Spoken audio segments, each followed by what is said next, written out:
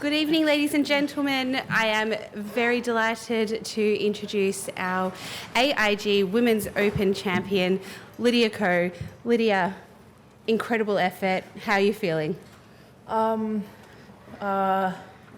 been a crazy past few weeks. Something that was too good to be true happened, and then I honestly didn't think it could be any better, and here I am as the AIG Women's Open champion here this week. And obviously that being here at the old course at St. Andrews, it makes it so much more special, and I just loved being out there this week. I had a lot of family members here with me, and when I played here when I was 16 in 2013, I think I was 16. Yeah, I was 16. I don't think I got to really enjoy and realize what an amazing place this is. And now that I'm a little older and hopefully a little wiser, I just got to realize, what a historic and special place, this golf course is. And it's honestly been, such a fairy tale. And yeah, I'm on cloud nine, really. Yeah. Incredible, and we'll have our first question from Martin Dempster, please. Congratulations, Lydia. You hit some great shots out there today, but how good was the second shot at 17, given the conditions at the time and the sort of challenge you were faced with that shot? Yeah, I said, what a time for it to, what a time for us to play that 17th hole, and for both Alexa and I to have parred that hole in those conditions. That was probably one of the best shots I've hit. On 15, I thinned my 3-wood into the green and hit into the bunker. So my biggest goal was to make solid contact. And honestly, it was so windy and rainy. I saw that the ball was heading towards the pin, but I had no idea that it was on that second tier. But yeah, in ways, because of the conditions, I could only hit one club. It was 3-wood or 3-wood, and the back was completely out of play because I couldn't reach it. So it was nice to just be able to hit make an aggressive swing at it. But yeah, that's probably one of the best punch shots or shots I've hit coming down this stretch. St. Andrews with a Scot on the bag. Talk us through how important Paul has been this week and since he picked up your bag. Yeah, I said he's one up on me. He won in Carnoustie with Anna, and now here. Paul is a very positive person, and I think when the conditions are tough or things aren't going your way, it's very easy for all of us to kind of just spiral down and be not a little bit negative, but he's always got a positive outlook on things, and obviously he has a lot of experience, growing up playing in Scotland, and he was telling me that one of the rules officials joked last week that they don't know how there could be any professional golfer in Scotland, with the weather, nobody would want to play golf. So it's been great to have somebody like a veteran like him to help me, and for us to have, I think, 3 wins together, it's been great. And I know that when we first started, I wasn't playing my best, and I think the first event we worked together, I shot an 81 on the 3rd round, and if I was in his shoes, I would have had not as much of a belief in my player, because it's not really a common score that I think all of us shoot on a day-to-day.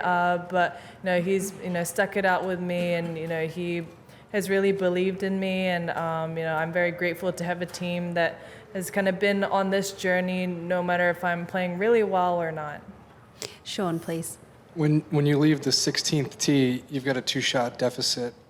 At what point do you realize that it's tied, and what does that do to your mind?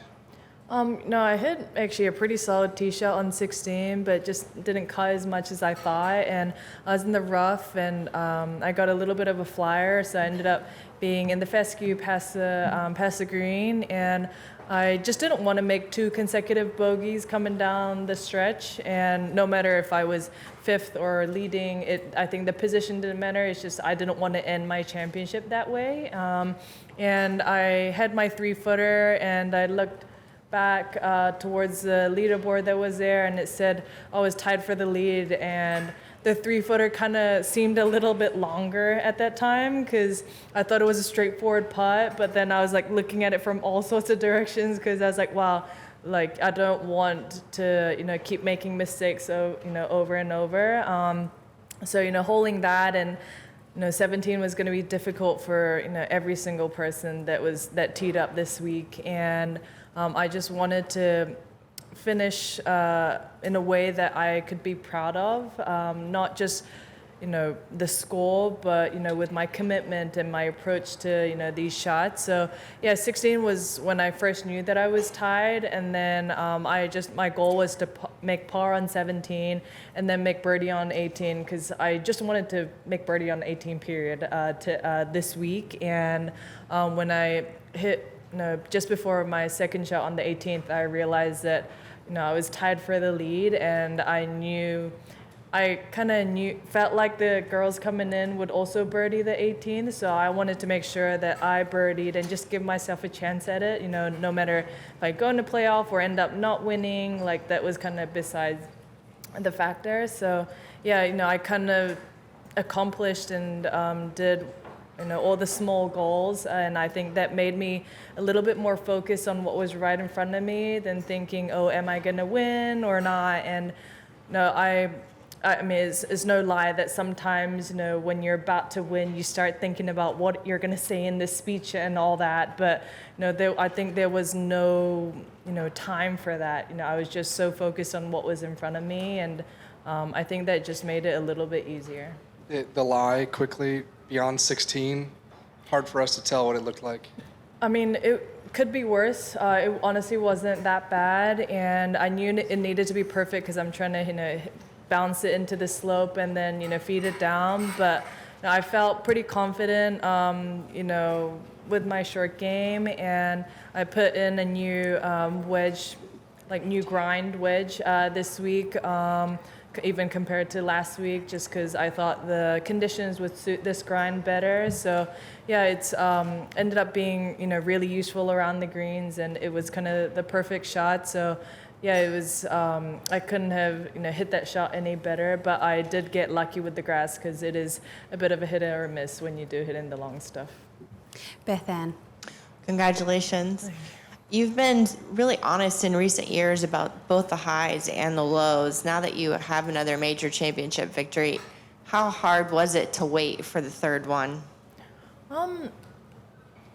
I honestly, like the only bit I remember of winning the Chevron Championship, the ANA at the time, is jumping into Poppy's Pond and holding my nose going down because I didn't want to get water up, up my nose. And that's about it. It feels like it was such a long time ago. I've had my fair share of ups and downs, in between 2015, 16 to 2024. And a lot of things have happened. And I think when things are going well, it's kind of hard to think about when you're not playing well because all you're really doing is just enjoying that moment. And on the other hand, when things aren't going well, you feel like you're never gonna get out of that lull. And I've been in both of those positions, and I thought, what, I'm very fortunate to say that I am a major champion and a two-time major champion, and so I've got nothing to lose in that sense. And my husband, I remember, asked me this like last year, and he said it was a very like aggressive question, but he was like, would you rather have our dog and not win a major again, or not have him and win a major? And I said, no, I want to have Kai, and because I'm really proud to say that I've won a major championship. Like, he's a new love of my life. So it's like I said, I won't even though I'm a golfer and to win a major championship is probably the biggest thing for all of us. I said I wouldn't trade it, just even if that guaranteed me my third major win. And now I can say I have both, which is pretty cool. But yeah, it's difficult, and we're all trying to peak at the 5 majors, but that's it's hard to kind of time that. And how do you time that? You know, you're just waiting for that moment. And, you know, of all the majors, I didn't think this one would be the one that I'd win for my third time, just because I haven't really been in contention very much. I said I told Manny Pei Chen yesterday that I haven't really teed off at 2-something p.m. at this championship before, because she asked me, like, do you guys always tee off this late? And I said, I don't know. I haven't really teed off this late before. So it's just, of them all, I probably thought my chances would be the slimmest. But I had so much fun this week, and I just really enjoyed it. And sometimes when I hit like bad shots, I just laughed because that's all I could do, and just was trying to, salvage the par from there. So I think I had a different perspective on how I played this golf course, whereas normally I think if it was this windy, I would be complaining about the draw or the wind or all of that. We'll take the final 3 questions in the room, so starting with Ali over here, please. Congratulations, Lydia. You're in such a special place here in St Andrews. What are your plans to celebrate tonight? My sister says she was talking to my husband, and I don't think any of us expected for me to win, that she was like, oh, let's go to the Thai restaurant and just eat after the round. And I don't know if it's open then, so I don't know if that's still on the menu, but I've been fortunate enough to stay at the Russex hotels, and I always eat a burger, very high. Most of the time I eat a burger after a Sunday's round, and so there's a high chance I'm gonna do that. But I'm fortunate, my mother is here this week, my sister, my husband, and my brother-in-law left this morning. But to have family and Paul to kind of celebrate together, we're excited. And but I have a 5:50 a.m. flight to catch tomorrow, so I think there will be very little sleep before I take that flight. Great. Sarah, please. I know the gold medal was huge for the Hall of Fame chase, but now that you have this third major, how does that change your perspective, those 2 things happening within a month of each other, of your career maybe as a whole, and how are you different than the last time you won a major?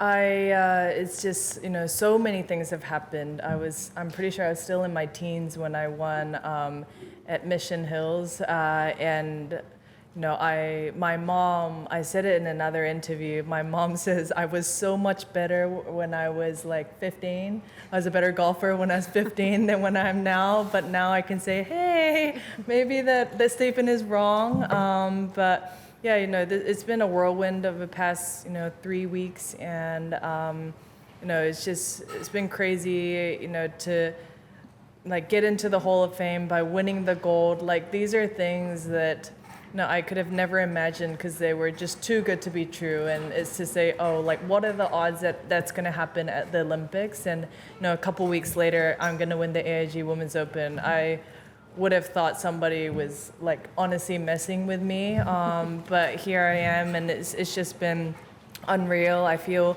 very fortunate, but I think one of the coolest things about actually winning this week is,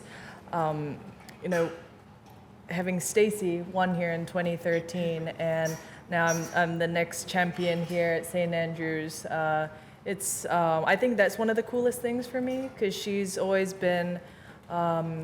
Her and her parents actually have, always given me advice and words of wisdom, and to say that, I've won the Women's Open at a venue that she has won, I think that makes it very special, that I feel like I'm following in the footsteps of somebody that I really respect. And yeah, it's just, I don't think there's a word in the dictionary that can explain what just happened, but somebody put into the perspective of before I won the gold, they said, try and think of getting into the Hall of Fame is just like a gas station on the way to my final destination, and not my final destination. And I think for a while, because that was my goal, I was making it seem okay, that was my end point. And I think after hearing that put it into perspective of saying, you know what, it's not like I'm going to get in the Hall of Fame and say bye-bye, bye golf. I'm still planning to play, so I think that just made it easier to say, if it's going to happen, it's going to happen, and then I'm going to also focus on what's in front of me. And I think these past 3 weeks was kind of like I think good representation of that kind of scale. And our final question from number 1 over here, please. Next year, the Women's Open goes to Wales for the first time. New Zealanders have got quite a good record in Wales. You must be looking forward to going there as defending champion. Are you talking about the rugby? Yeah. I'm pretty sure this is like a rugby question. Yeah, I've never been to Wales personally, so it's exciting to go to these new venues. I'm not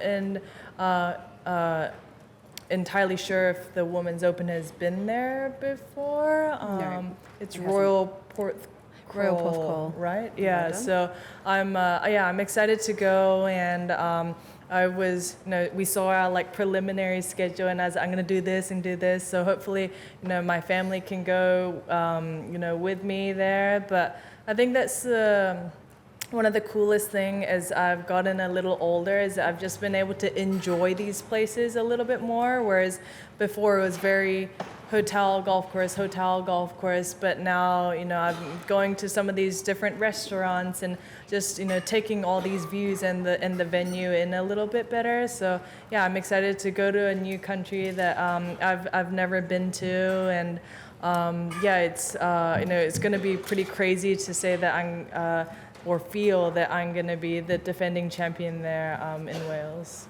Well, Lydia, thank you very much, and congratulations once again. It's a delight to have you as our champion. Thank you. Thank you. Thank you. Thank you.